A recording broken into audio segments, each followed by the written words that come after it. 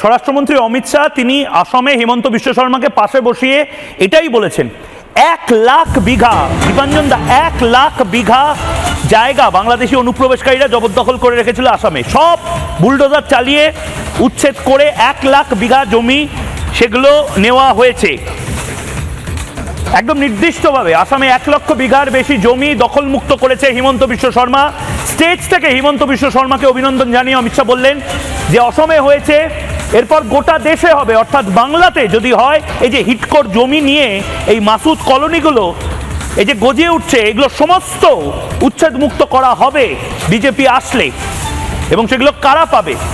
রাষ্ট্রবাদী মুসলিম, সনাতনীরা, মূলত ভারতীয়রা। কি বলেছেন অমিত শাহ শুনবো।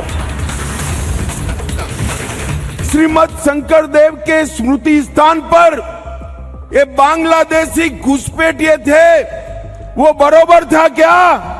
हेमंत विश्व शर्मा जी को मैं बहुत मन पूर्वक बधाई देना चाहता हूं।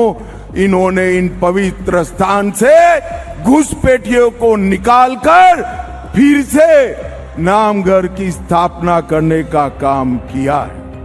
और मित्रों, ये अभियान पूरे असम के अंदर चला है। 1,00,000 बीघा से ज्यादा भूमि घुसपैठियों से मुक्त कराई गई है। भारतीय जनता पार्टी का संकल्प है, न केवल असम, पूरे देश से चुन चुन कर हम घुसपैठियों को निकालने का काम करेंगे, चुन चुन कर।